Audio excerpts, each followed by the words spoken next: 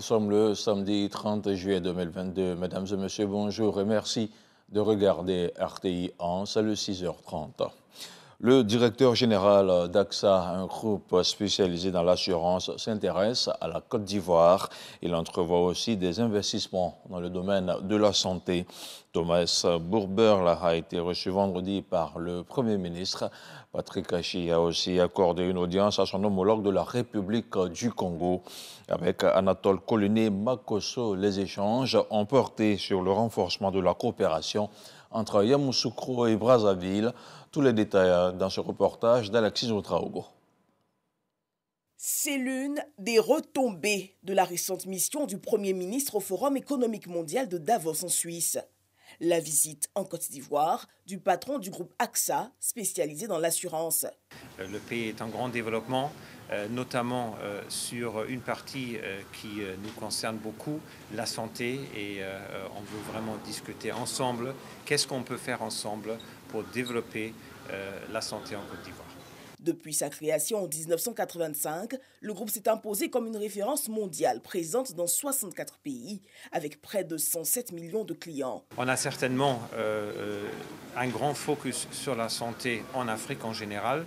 On a commencé ça à l'époque en Égypte, en Nigeria aussi, avec un système qui dépasse l'assurance, parce qu'on a créé des cliniques pour vraiment soigner les patients complètement.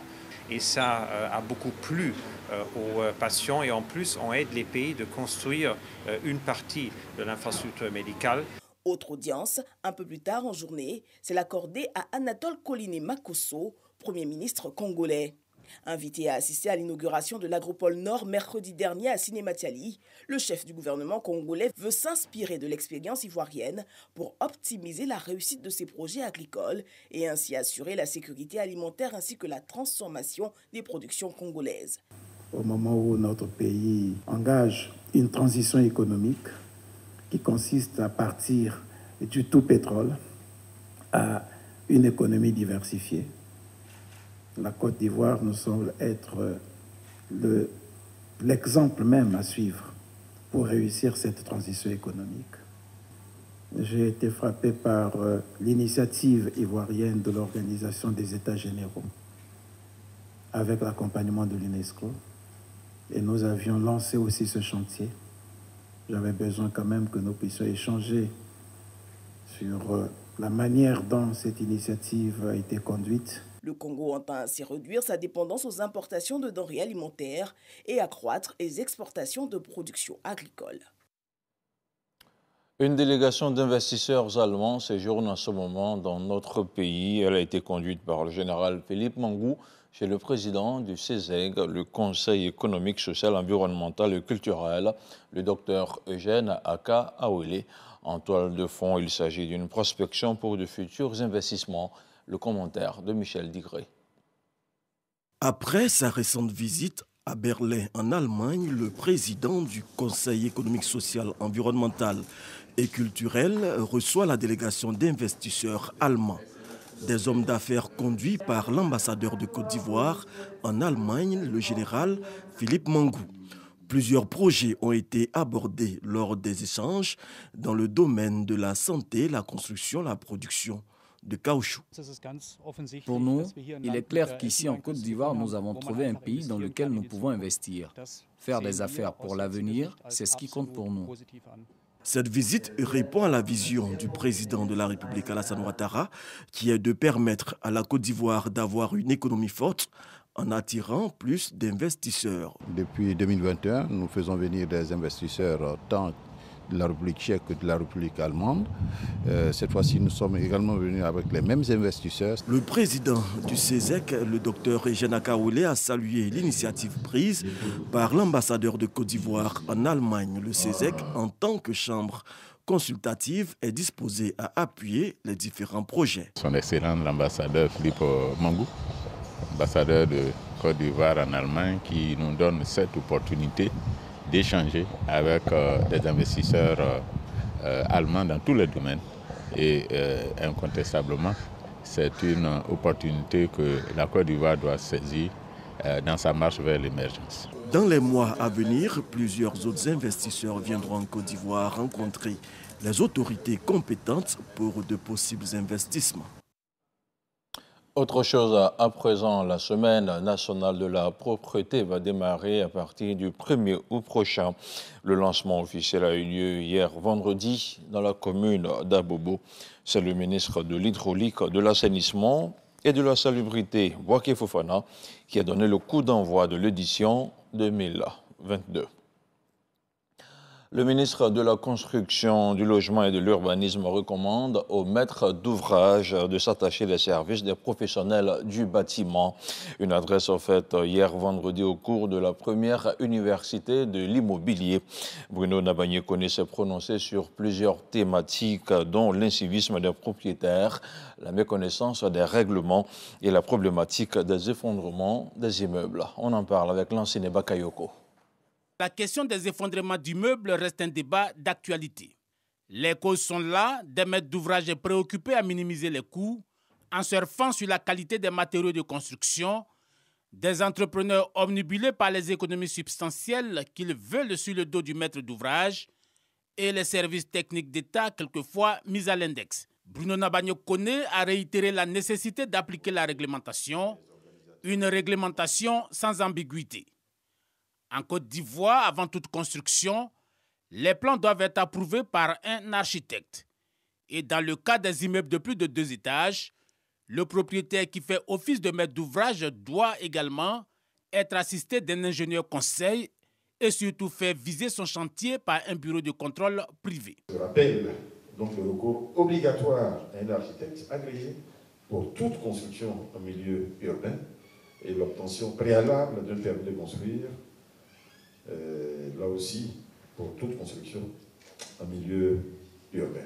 Ce dispositif déjà très serré s'accompagne de plusieurs autres mesures. C'est notamment la réforme du certificat de conformité. Donc ça c'est important pour le rendre obligatoire pour tout raccordement d'un bâtiment à l'eau et à l'électricité. Éviter les effondrements d'immeubles, c'est avant tout une volonté personnelle, résume Bruno Nabagné-Koné. Et si la polygamie était optionnelle en Côte d'Ivoire depuis quelques semaines, la proposition de loi continue de faire des vagues dans la cité. Et sur le sujet, les avis sont partagés. Après le citoyen lambda, les guides religieux et les gardiens de la tradition ont décidé eux aussi de prendre la parole. Un dossier préparé par Serge Pacom Didi, David Seyo et Serge Coléa.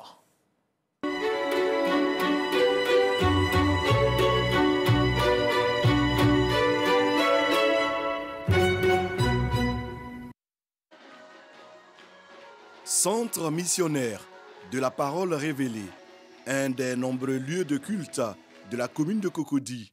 La communauté est en fête ce mercredi 27 juillet 2022. Et pour cause, son guide célèbre 1 an de plus. Au sein de cette assemblée, on peut remarquer la présence discrète de 4 femmes. Ce sont les épouses du prophète Jean-Pierre Zungrana. Il en a 5, il est donc polygame. Bon, j'ai plusieurs femmes. Parce que je ne vais pas te dire le nombre de femmes que j'ai parce que ce n'est pas sûr que la liste soit encore exhaustive. Je vis avec 5 femmes au moins. Celui qui se fait appeler le messager de l'Alliance explique le sens de sa situation matrimoniale. Une conduite qui lui aurait été dictée par Dieu lui-même. Puisque Dieu m'a demandé de mener cette vie de polygamie à travers laquelle il va me donner des instructions, donc des enseignements, il m'a d'abord mis dans la condition de la sagesse. Aujourd'hui, c'est devenu une vie paisible, comme si je vivais avec une seule femme ou si je vivais seul même. Polygamie optionnelle, la proposition de loi du député Yacouba Sangaré interpelle et questionne les religieux dans toute leur diversité. Dieu nous dit, mariez-vous à une femme, à 2 femmes, à 3, jusqu'à 4. Si vous, maintenant, vous avez les moyens. Ça, c'est tellement important. Lorsque vous avez une femme, si vous connaissez une autre femme que vous aimez, alors Dieu dit, au lieu de cacher cette femme et surtout sa progéniture, il faut légaliser votre union devant Dieu aussi. Si vous pouvez la mettre dans les mêmes conditions qui sont accordées à la première femme, alors en ce moment-là, Dieu vous dit, vous pouvez y aller. Le projet de loi ne s'accommode pas à toutes les chapelles. L'Église tient sa position de la loi divine, du décret divin qui dit que « Homme, tu quitteras ton père et ta mère et tu t'attacheras à ta femme et plus d'eux, vous ne ferez plus qu'un. » Désormais, dans cette institution matrimoniale, vous n'êtes plus deux individus, non, mais vous ne formiez qu'une seule chair. Comment peut-on devenir seule chair quand on est 3 ou 4, voire 5? Universitaire, traditionnaliste et grand défenseur des valeurs africaines, le professeur Amoy Urbain nous donne son éclairage sur la polygamie optionnelle. Il ne s'agit donc pas systématiquement de la polygamie, c'est-à-dire de la polygamie présentée comme une option dans le cadre d'un couple. Si c'est dans le cadre d'un couple, donc il n'y a pas de systématisation, c'est une option. Aussi bien en religion que dans la tradition, le tout réside dans une négociation savante, à preuve, quand même on doit aller prendre une deuxième femme. La communauté, la famille se réunit pour dire « Est-ce que tu as demandé l'autorisation à ta femme ?» Une des raisons de la proposition de l'honorable Yacouba Sangaré est de protéger les femmes qui, selon lui, ont eu des enfants avec des hommes déjà en couple. Il s'appuie notamment sur la modification de la loi sur le mariage qui reconnaît depuis 2019 les enfants adultérins. La loi est censée protéger tous les membres de la société. Il ne faut pas catégoriser les membres de la société. Le législateur doit être courageux d'aller jusqu'au bout de ses idées. À partir du moment où il y a une reconnaissance des enfants adultérins, mais de grâce que les mamans puissent avoir cette possibilité aussi d'être reconnues comme épouses pour mieux encadrer les enfants, pour que demain, ces enfants ne soient pas qualifiés d'enfants de la rue ou des microbes. Dans ce débat, il y a ceux qui rétorquent que la polygamie devrait s'appliquer à tous. Polygynie pour les hommes, c'est-à-dire avoir plusieurs femmes, et polyandrie pour les femmes qui auront le droit de prendre plusieurs hommes. Si moi, en tant qu'homme, je le fais, et si une femme est en train de le faire, nous sommes là dans le domaine de la morale. Mais il ne m'appartient pas de condamner. Il ne m'appartient pas d'apprécier. À chacun son choix. Au départ, tout va choquer. Si par extraordinaire d'autres le font, les gens vont assumer comme des femmes aussi assument la polygamie des hommes. Donc moi je dis, une société évolue et il y aura du tout dedans.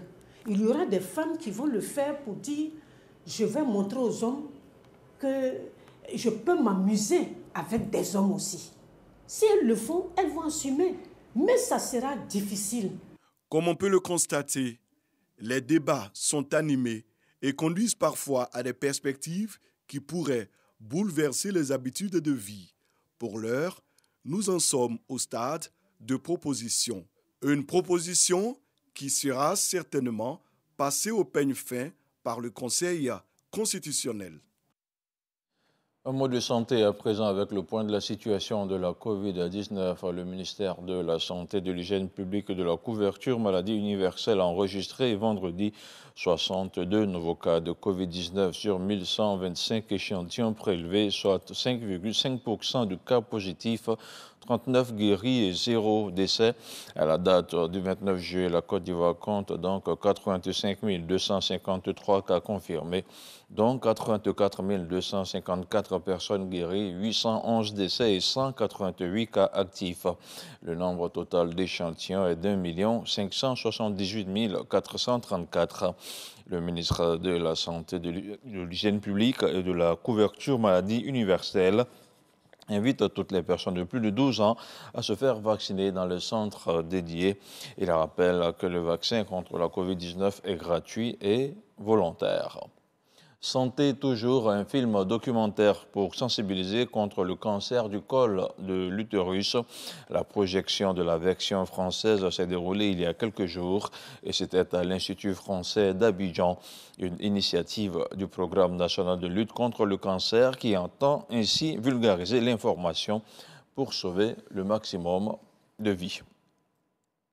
Dans l'actualité hors de chez nous, en France, la justice a mis en examen au moins 4 enfants de l'ancien président Omar Bongo dans le dossier dit des biens mal acquis.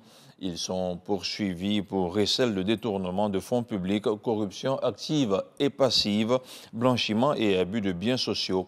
Au total, au moins 8 des 54 enfants de l'ancien chef de l'État sont poursuivis dans le cadre de cette information judiciaire ouverte en France voici déjà quelques années. Outre des enfants d'Omar Bongo, le groupe BNP Paribas, 14 personnes physiques sont poursuivies dans ce dossier, dont des membres de la famille du président congolais Denis Sassou Nguesso et plusieurs ressortissants français.